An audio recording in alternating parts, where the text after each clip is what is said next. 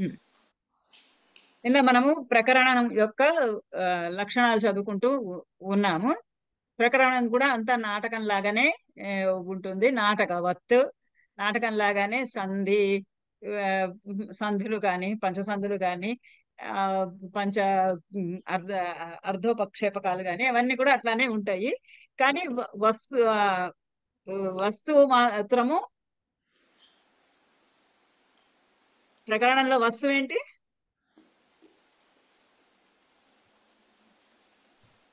లౌకికం madam. లౌకికం కల్పితం. ఉత్పాద్యం. ఇతివృత్తాలు 3 విధములు. అదొక చోట రాసుకోండి ఎక్కడన్నా. ప్రఖ్యాతము, ఉత్పాద్యము, మిశ్రము. ఉత్పాద్యమైనటువంటి ఇతివృత్తం అంటే కవి కపోల కల్పితము. ఇంకా రెండో లక్షణం ఏంటి ప్రకరణానికి? లోక సంశ్రయం. అదే అంటే నాటకము రూపకము అంటేనే లోకవృత్తానుకరణమే. కానీ ఇది ఇంకా లోకంలో జరుగుతున్నటువంటి ప్రత్యక్షంగా మన కళ్ళ ఎదురుగుండా జరుగుతూ ఉన్నటువంటి సంఘటనల యొక్క సత్వరజస్తమో గుణముల యొక్క రూపము. అది ఆ రకంగా ఉండాలి. హెచ్చు తగ్గులు, సుఖ దుఃఖాలు, రాగద్వేషాలు, ఇలాంటివన్నీ ద్వంద్వాలన్నీ కూడా ఆ హెచ్చు తగ్గులన్నీ కూడా చూపించాలి అన్నాడు. అమాత్యుడు, విప్రుడు, వాణిజ్యులు నాయకుడుగా ఉండాలి. ఎటువంటి నాయకుడు ఉండాలి? ధీరశాంతుడు. ధీరశాంతుడు, ధీర ప్రశాంతుడైనటువంటి వాడు నాయకుడుగా ఉండాలి. ఇంకా ధర్మ కామార్థ తత్పరం. పురుషార్థాలలో అయినటువంటి ధర్మ అర్థ కామాలని అతడు దాని యందు ఆసక్తి కలిగిన వాడే ఉండాలి. నాటకంలో అయితే వేదత్రయీ మీద ఆసక్తి కలిగిన వాడే ఉండాలి. ఇక్కడ ధర్మార్థ కామముల మంది ఆసక్తి కలిగినవాడే ఉంటారు. ఇవి దీనికి దానికి తేడాలు. మిగతావన్నీ నాటకవత్ అని. ఇక్కడ నాయికలేమో 3 రకాలైనటువంటి నాయికలు కులజ, గణిక. అంటేనే లేదా ఇద్దరు కలిసి ఉండడం కానీ ఒక కేవలం కులజ కానీ కేవలం ఇక్కడ తరంగదత్త పుష్పదూతిక ఇచ్చాడు కదా. వైశ్యగా మాత్రం ఉంటే తరంగదత్త నాటకము, కులజ అయితే పుష్పదూతిక. మీకు సంస్కృత సాహిత్య చరిత్ర పుస్తకం కొనుక్కోమన్నాను కదా, కొనుక్కున్నారా ఎంతమంది? కొనుక్కున్నామండి.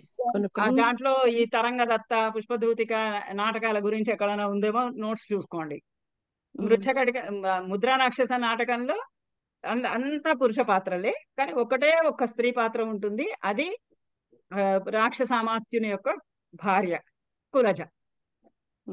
మృచ్ఛకటికంలో ఇద్దరు ఉంటారు, కులజ గణిక ఇద్దరు కూడా. ఈ నాటిక. ఇప్పుడు ఇక నాటిక యొక్క లక్షణాలు చెప్పబోతూ ఉంటున్నాడు. ఏంటి నాటిక అంటే?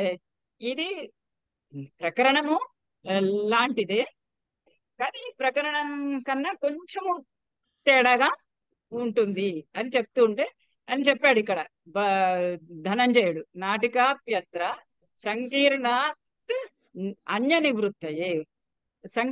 సంకీర్ణంగా ఉంటుంది, అన్య నివృత్తయే. ఇంకా వేరే విధంగా దాన్ని చెప్పడం కోసము అన్య నివృత్తయే, వేరే విధంగా దాన్ని ప్రకటించడం కోసము నాటిక అని పెట్టారు. ప్రకరణంలోనే ఒక భాగం. ఇక్కడ నుంచి మనం చదవాలి కదా.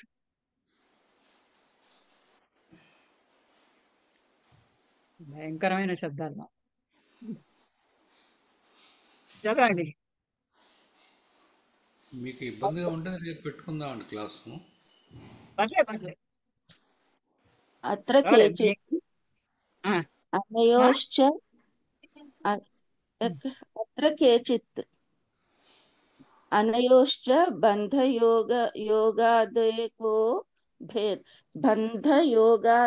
ఏకో భేదః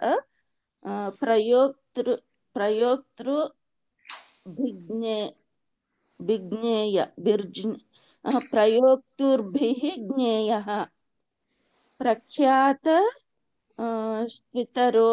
ప్రఖ్యాతస్త్వితరో వా నాటీ సంజ్ఞాశ్రితే కావ్యే. इत्यमुं भारतीयं श्लोकम् एको भेदः प्रख्यातो नाटिकाख्य इतरस्त्व प्रख्यातः प्रकरणिका संज्ञो नाटीसंज्ञया हे काव्ये आश्रिते इति व्याचक्षाणाः प्रकरणिकामपि अन्यन्ते तदसत् उद्देशलक्षणयोः अनभिधानात् समानलक्षणत्वे वा भेदाभावात् वस्तुरसनायकानां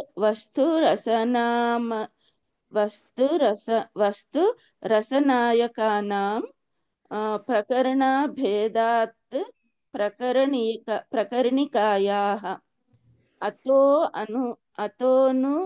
अतोनुद्दिष्टाया नाटिकाया यन्मुनिना लक्षणं कृतं तत्रायमभिप्रायः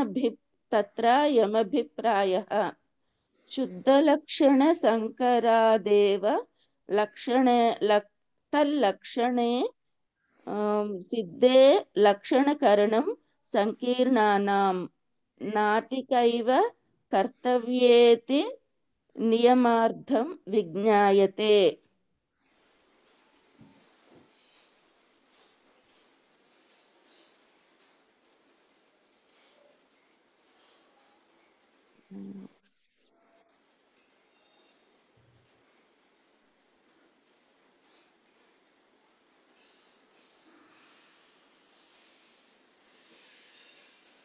మేడం మీరు మ్యూట్లో ఉన్నారు మేడం.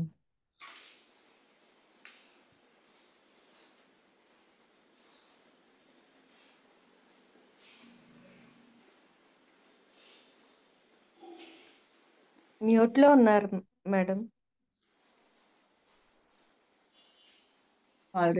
శిరీష ఏదో అన్నారు, నాకు వినపడలే. మీరు మ్యూట్లో మాట్లాడుతున్నారు అనుకున్నాం మేడం. మ్యూట్ లోనే ఉంది. పనమ్మాయితో ఏదో మాట్లాడాలంటే మ్యూట్ లో పెట్టాను. అనయోహో బంధయోగాత్ ఏకః.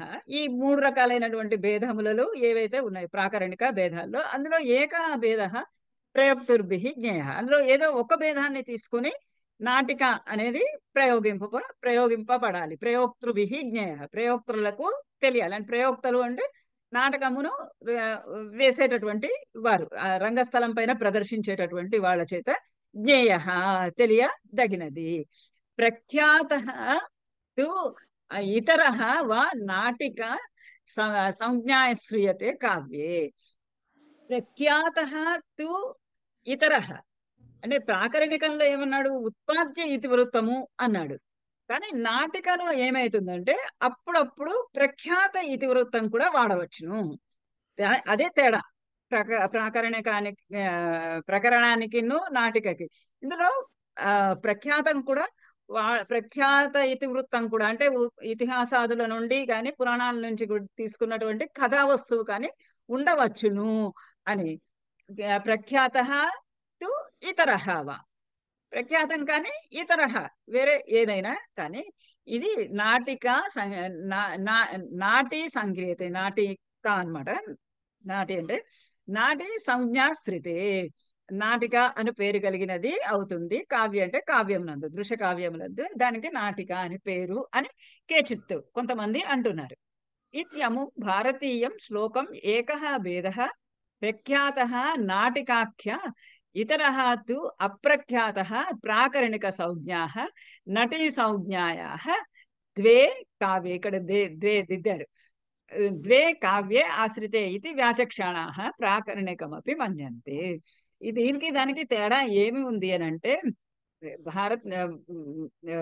భారతీయం అంటే భరతుడు చెప్పినటువంటి దానిలో ఏక శ్లోక, ఏదో ఒక శ్లోకం ఉందిట, అక్కడ ఏమి కానీ ఏమి మనకి కనపడుతూ అయితే లేదు. అందులో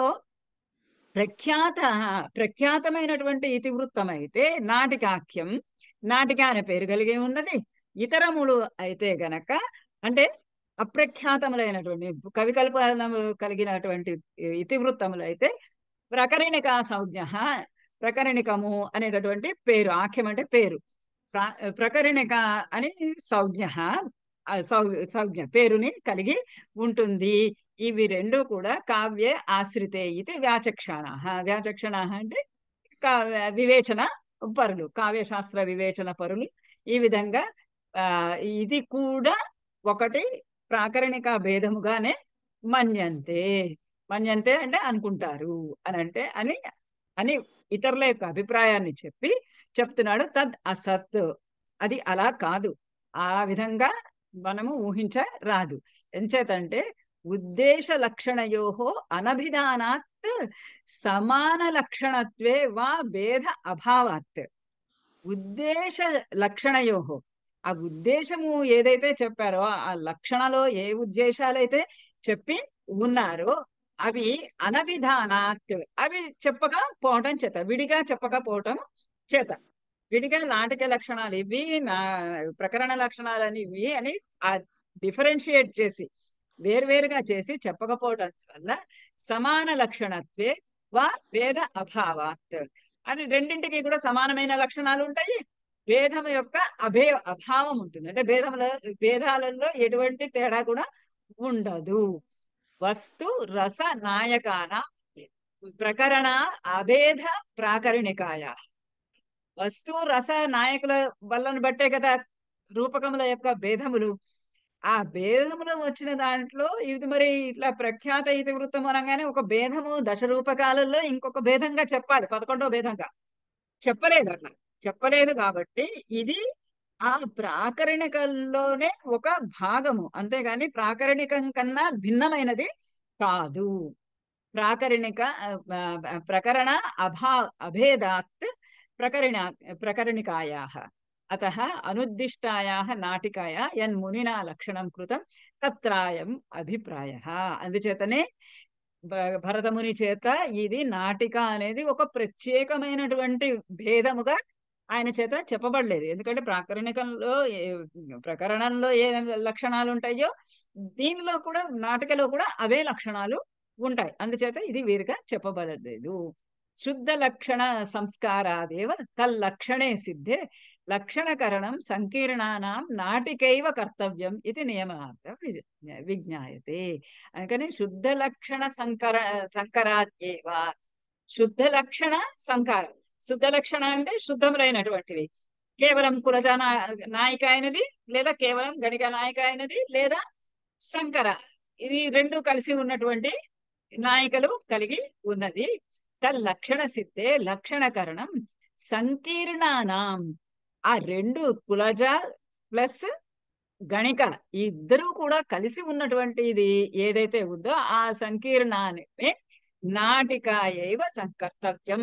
ఇది నాటిక ఏవ, అది ఏ నాటిక అని మనము భావించవలసింది. కర్తవ్య ఇది నియమార్థం విజ్ఞాయతే, అది తెలుసుకోనండి అని చెప్తున్నాడు. అంటే ఆ సంకర భేదం ఏదైతే ఉందో ఆ సంకర భేదాన్నే నాటికగా భావించండి. ప్రకరణం కన్నా తేడా ఏమీ లేదు. ప్రకరణంలో 3 రకాలు ఏవైతే ఉన్నాయో ఆ 3 రకాలలో శుద్ధమైనవి కాకుండా సంకరమైనది ఏదైతే ఉందో అది ఏ నాటిక అంటే. తమేవ సంకరం దర్శయతి, తమేవ సంకరం దర్శయతి. తత్ర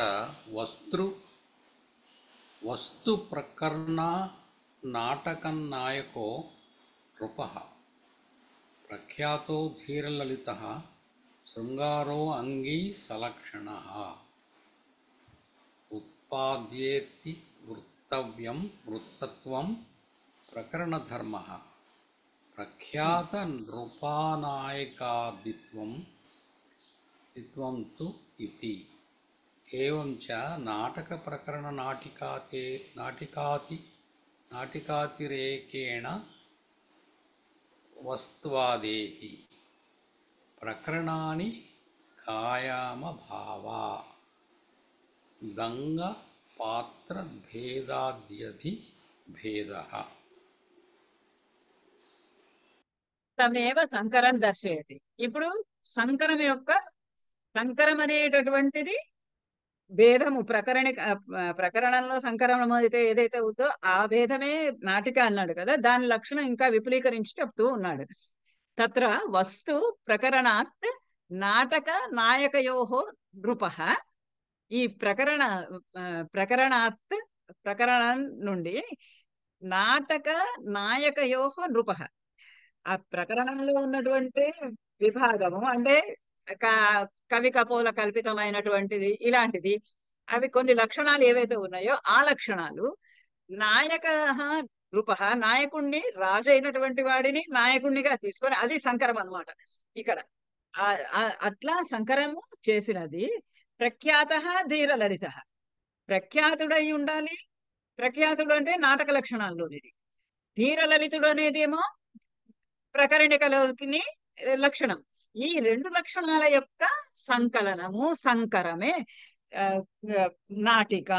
శృంగార అంగి సలక్షణ. అంగి రసము ప్రధానమైనటువంటి రసము, శృంగార రసము సలక్షణ. మిగతా లక్షణాలన్నీ కూడా సేమ్ అవేనే, ప్రకరణానికి ఏదైతే ఉంటాయో అవే లక్షణాలు. ఉత్పాద్య ఇతివృత్తం ప్రకరణ ధర్మ. ప్రకరణములోని లక్షణం ఏంటి? ఉత్పాద్య ఇతివృత్తం, అది ఒక పక్క నుంచి తీసుకోవాలి. ప్రఖ్యాత నృపనాయకాదిత్వంతో నాటక ధర్మ. నాటకంలో ఉన్నటువంటి నాయకుడు ప్రఖ్యాతుడైనటువంటి రాజైనటువంటి వాడు నాయకుడు అయి ఉండడము. ఈ నాటక ధర్మము, ఈ ప్రకరణ ధర్మము, ఈ రెండు ధర్మాలని కలిపి సంకరం చేసి అప్పుడు నాటిక ఉద్భవము అవుతుంది. ఏవం నాటక ప్రకరణ నాటికాతిరేకేణ వస్వాదేహే నాటక ప్రకరణ నాటిక అతిరేకే.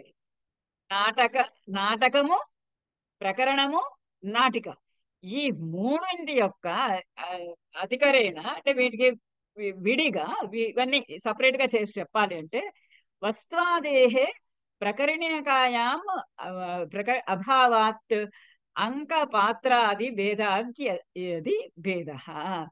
ప్రకరణికాయాం వస్త్వాదేహే, వస్తువు మొదలైనటువంటివన్నీ ఏమో ప్రకరణకము వలె, ప్రకరణికాయాం అభావాత్ అంక పాత్ర భేదాద్యాది ఉండాలి. భేదాద్యాది భేద. ఇంకా ప్రకరణికంతో దీనికి భేదాలు ఏమిటి ఉన్నాయి అని అంటే అంకములలో భేదము, పాత్రలలో భేదము. కింద చెప్పబోతున్నాడు నాయిక, ఎటువంటి నాయిక ఉండాలి నాటికలో అని. ఇప్పుడు ఒకటి చెప్పాడు, నాయకుడు ప్రకరణికంలోనేమో అమాత్య విప్ర వణిజులు నాయకులైతే నాటికలో నృపుడు రాజు నాయకుడుగా ఉండాలి అని చెప్పాడు. ప్రఖ్యాతుడైనటువంటి నాయకుడు ఉండాలి నాటికలో. ఉత్పాద్యంలోనేమో కపోల కల్పితము కాబట్టి అక్కడ నాయకుడు కవి సృష్టించినటువంటి వాడు. ఇదే ఈ రెండింటికి మధ్య ఉన్నటువంటి భేదము, ప్రకరణికానికి నాటికకి. అంటే బహుశా ధనికుడు వ్యాఖ్యానం రాసే సమయానికి, ధనంజయుడు దశరూపకం రాసే టైంకి నాటికల యొక్క ప్రయోగం చాలా అధికంగా జరుగుతూ ఉండాలి. భరతుడి నాట్యశాస్త్రం సమయానికన్నా ఇద్దరికి మధ్య దాదాపు 1000 సంవత్సరాల తేడా ఉంది. ఆ 1000 సంవత్సరాలలో నాటికల యొక్క ప్రచారము, నాటికల యొక్క రంగస్థల ప్రయోగము బహుశా చాలా అధికంగా జరుగుతూ ఉండాలి. అందుకని ఇక్కడ అంత విపులంగా చెప్తున్నాడు నాటికని గురించి. తత్ర అక్కడ అంటే ఆ నాటిక యందు చదవండి. స్త్రీప్రాయ చతురంగాది భేదకం యది చేష్యతే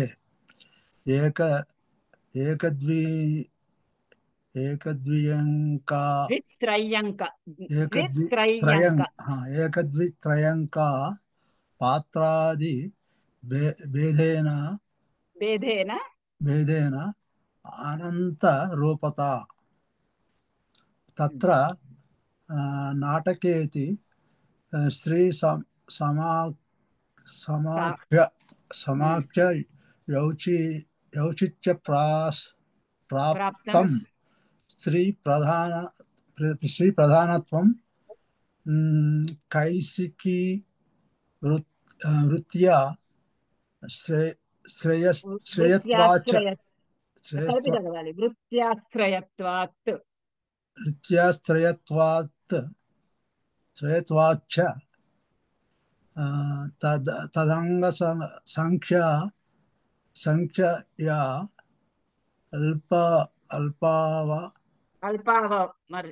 అల్పావమర్షత్వేన మర్షత్వేన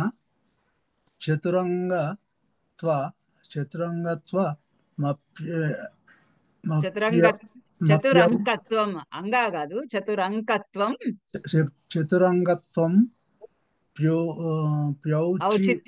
ఔచిత్య ప్రాప్తమేవ తత్ర అక్కడ అంటే ఆ నాటిక యందు. ఇప్పుడు రెండు భేదాలు చెప్పాడు. నాటికకి నాటకానికి, ప్రకరణానికి, నాటికకి భేదాలు ఏమిటి? నాటకంలో ప్రఖ్యాత ఇతివృత్తము క్షత్రియుడు అయినటువంటి వాడు, రాజు అయినటువంటి వాడు నాయకుడు. ప్రకరణంలో కల్పిత ఇతివృత్తము అమాత్య వప్ర వణిచులు నాయకులు. నాటికలో ఈ రెండింటి యొక్క సంకరమయ్యి ప్రఖ్యాతమైనటువంటి ఇతివృత్తము నాటిక వలె, తర్వాత నాయకుడు రాజు అయినటువంటి వాడు నాయకుడు. ఇక్కడ ఈ ప్రకరణంలో ఏ విధంగా అయితే ధీరలలితుడు నాయకుడు, నాటికలో కూడా అలా ధీరలలితుడు అయినటువంటి వాడు నాయకుడు. ఇంకా ఏమి భేదాలు? ఇవి ప్రత్యేకంగా మెయిన్ భేదము. అది కాకుండా ఇంకా ఏం భేదాలంటే ఇది శ్లోకం బైహార్ట్ చేసుకోవాలి మీరు. స్త్రీ ప్రాయ నాటిక స్త్రీ ప్రాయ, స్త్రీలు అధికముగా ఉండేది. చతురంకాది భేదకం, చతురంకాది భేదకం 4 అంకాలు మాత్రమే ఉండాలి. నాటక ప్రకరణాల్లో ఎన్ని అంకాలు ఉండాలి? నాటక మరియు ప్రకరణాల్లో 5 నుంచి 10 వరకు. 5 నుంచి 10 వరకు ఉండాలి. కానీ నాటికలో ఎన్ని ఉండాలి? చతురంక 4 అంకాలు ఉండాలి. 4 అంకాలతోటి భేదకం. యదిచ్చ ఇష్యతే, ఎవరైనా కనుక చ చేష్యతే అంటే చ ఇష్యతే, ఎవరైనా ప్రయోగం చేయాలని అనుకుంటే, ప్రదర్శించాలి అని అనుకుంటే ఈ నాటికని, ఆ నాటిక 4 అంకాల కన్నా మించి ఉండకూడదు. 4 అంకాలకు మించి ఉండకూడదు, 4 అంకాలే ఉండాలి. మరి ఇంకా స్త్రీ ప్రాయ, స్త్రీలు అధికంగానే ఉండాలి ఆ నాటకంలో, సరే నాటికలో.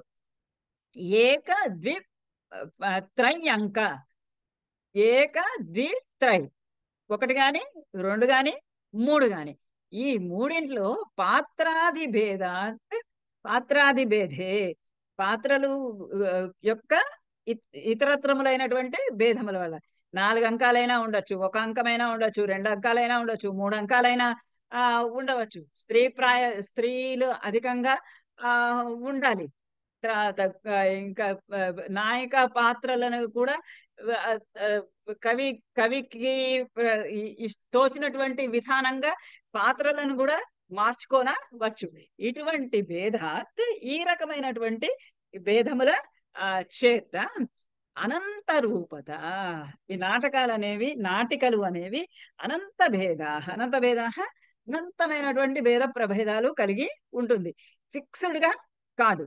ఈ ఫిక్స్డ్ గా కాకుండా అనేకమైనటువంటి కథన యొక్క ప్రాముఖ్యతను బట్టి, అంకాల యొక్క నెంబర్ని బట్టి, అలానే పాత్రల యొక్క నెంబర్ని బట్టి, అది అనేకమైనటువంటి పాత్రల యొక్క కాంబినేషన్స్, రకరకాలైనటువంటి కలయికలతోటి ఆ నాటిక అనేది చాలా భేదాలుగా ఉంటుంది అని చెప్తున్నాడు. ఎట్లా అంటే తత్ర నాటిక ఇది స్త్రీ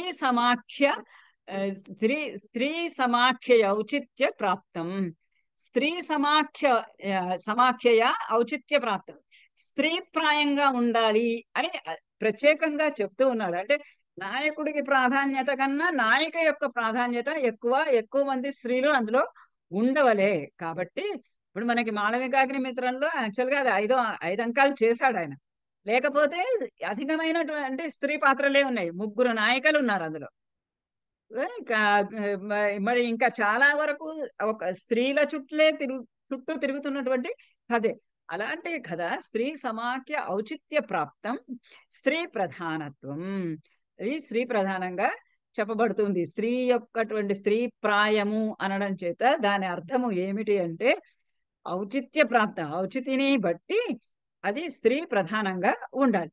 ఆ స్త్రీ అధికంగా ప్రధానంగా ఉంటుంది కాబట్టి కైశికీ వృత్యాశ్రయత్వాత్, కైశికీ వృత్తిని ఆశ్రయించాలి. కౌశికీ వృత్తి అంటే శృంగార రసానికి సంబంధించినటువంటి వృత్తి. మనం భారతీయ వృత్తిని గురించి చాలా చదువుకున్నాం. ఇప్పుడు భారతీయ వృత్తి వలె అట్లాంటివి వృత్తులు 4 రకాలైనటువంటి వృత్తులు ఉంటాయి. భారతి, కైశికి, ఆరభటి, సాత్వతి అని 4 రకాలైనటువంటి వృత్తులు. భారతీయ వృత్తిని గురించి మనం విపులంగా చదువుకున్నాం. కైశికీ వృత్తి అంటే చాలా సౌమ్యమైనటువంటి పదజాలాలతో, ఎక్కడా కూడా ఎక్కువ గడబిడగా శబ్దాడంబరములు ఎక్కువగా లేకుండా, చాలా అంటే ఒక సున్నితమైనటువంటి స్త్రీ పాత్రలు అధికం కాబట్టి ఒక సున్నితమైనటువంటి కథతో కూడినది అయి ఎక్కువగా అధికమైనటువంటి ప్రసంగాలు, అధికమైనటువంటి మాటలు. భారతీయులో సంస్కృత ప్రాయ ఎక్కువ మాటలు అధికంగా ఉండాలి అన్నాడు. ఇందులో ఎక్కువ మాటలు ఉండవు, కానీ చాలా సౌమ్యంగా అలా వెళ్ళేటటువంటి కథ. కైశికీ వృత్యాశ్రయత్వాచ్చ తద్ అంక సంఖ్యాయా అల్ప అవమర్శత్వేన. మనకి పంచసంధులు ఉండాలి కదా. పంచసంధులు ఉండాలంటే ఇప్పుడు ఇక్కడ 4 అంకాలే ఉన్నాయి. 4 అంకాలే కాబట్టి లాస్ట్ లో ఉండేటటువంటి అవమర్శత్వేన అల్ప, ఆ అవమర్శ అనేటువంటి సంధి 4వ సంధి ఎక్కడైతే ఇది జరుగుతుందా జరగదా అనేటటువంటి ఒక సమస్య వచ్చి చివరికి ప్రశాంతంగా ఆ క్లైమాక్స్ కు వచ్చిన తర్వాత సడన్ గా ఏదో ఒక అవరోధము కలగటము అవమర్శ సంధి. అలా కాకుండా ఆ పైకి అవమర్శము క్లైమాక్స్ కు వస్తూ ఉండగా ఆటంకాలు కలగటము అనేది ఇక్కడ ఉండకుండా ఉండాలి. అల్ప అవమర్శత్వ అవి ఉండద్దు అని చెప్పలేదు పూర్తిగా. 5 అంకాలు ఉంటే 5 అంకాల్లో 5 సందులు ఉంచాలి. 10 అంకాలు ఉంటే ప్రతిదానికి 2 కేటాయించాలి. లేదా 7 అంకాలే ఉంటే 7 అంకాల్లోకి ఈ 5 సందుల్ని ఉపయోగించుకోవాలి. కానీ ఇక్కడ నాటికలో అల్ప అవమర్శత్వేన, ఆ అవమర్శ సంధి ఏదైతే ఉందో అది అల్పం, చాలా కొద్దిగా. మిగతా 4 సందులు సంపూర్ణంగా ఉండాలి. అవమర్శ సంధి మాత్రం చాలా కొద్దిగా, ఒకవేళ ఉంటే ఉండొచ్చు, లేకపోతే లేకపోవచ్చు, ఉన్నా కూడా చాలా అల్పత్వేన అంక సంఖ్యాయ, అల్ప సంఖ్య వల్ల 4 అంకాలే కాబట్టి అవమర్శ సంధి కొద్దిగా తక్కువగా ఉంటూ చతురంకత్వాత్ ఔచిత్య ప్రాప్తమేవ. 4 అంకాల మూలాననే అది ఔచిత్య ప్రాప్తమే. ఔచితిని బట్టి అక్కడ కథ ఎటువంటి కథని ఎంచుకున్నాడు, ఆ కథని అనుసరించి ఆ కథానుగుణంగా 4 సందులు కొద్దిగా అవమర్శ సంధితోటి ఈ నాటికని ప్రదర్శించాలి. ఆ రకంగా అట్లా ప్రదర్శించడం చేత ఇది అనంతమైనటువంటి రూపాలుగా కనిపిస్తూ ఉంటుంది. విశేషస్తు అధికంగా చెప్పాలి అని అంటే ఇంకా అంటే నాయికలని చెప్పాడు కదా, అధికమైనటువంటి స్త్రీ ప్రాధాన్యం ఎక్కువగా ఉండాలి. ఎటువంటి నాయకులందరూ ఉండాలి, ఎటువంటి స్త్రీలందరూ ఆ నాటికలో మనము ప్రయోగించాలి. దానికి ఆ స్త్రీలు ఎట్లా ఉంటారు, ఎంతమంది ఉంటారు, ఏ రకమైనటువంటి నాయకులు ఉంటారు అని చూపిస్తూ ఉన్నాడు ఇక్కడ. దేవి విశేషస్తు దేవి తత్ర భవేజ్యేష్ఠా ప్రగల్భా నృపవంశజా గంభీరా మానిని కృచ్ఛ్రాత్త ద్వశాన్నేతృ సంగమః ప్రాప్యాతు నాయికా తాదృశీ ముగ్ధా దివ్యా చాతి మనోహర తాదృశీతి నృపవంశజత్వా ద్విధర్మాతి అధర్మాతి దేశ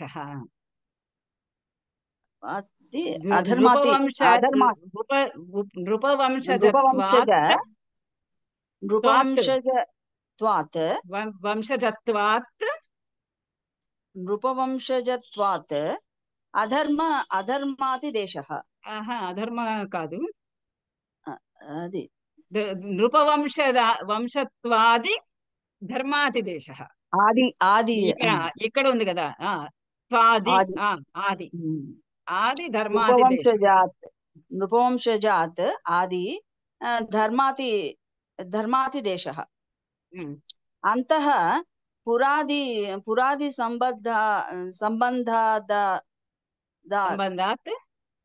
సంబంధాత్ ఆసన్నా శృతి దర్శనైః అనురాగో నవావస్థో నేతుస్తస్యాం యథోత్తరం నేత తత్ర ప్రవర్తేత్ దేవీ త్రాసేన శంకితః. తస్యాం ముగ్ధా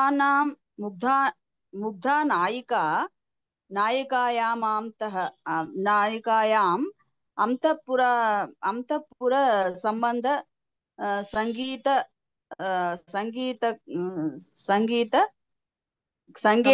సంగీత సంబంధాదిన ప్రత్యాసన్నాయాం నాయకస్య దేవి ప్రతిబంధాంతరితి ఉత్తరోత్తరో నవావస్థానురాగో నిబంధనీయః.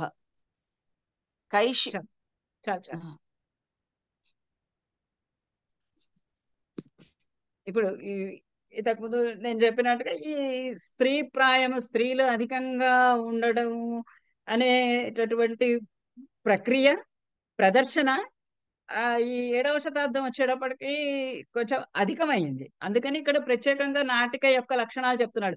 భరతముని చెప్పలేదు నాటిక లక్షణాలు, కానీ ఈయన ఎంచుకున్నాడు, దశరూపకారుడు ఎంచుకున్నాడు నాటిక యొక్క లక్షణాలు కూడా చెప్పాలని ఎంచుకున్నప్పుడు ఎలా ఉంటుందో నాటిక అంటే స్త్రీ ప్రాయంగా ఉండాలి అన్నాడు. ఆ స్త్రీలు ఎట్లా ఉండాలి అనేది ఇంకా విశేషించి చెప్తున్నాడు. దేవి తత్ర భవేత్ జ్యేష్ఠ ప్రగల్భ నృపవంశద. అక్కడ నాయికలు కూడా 3 రకాలుగా ఉంటారు, ముగ్ధ, ప్రగల్భ,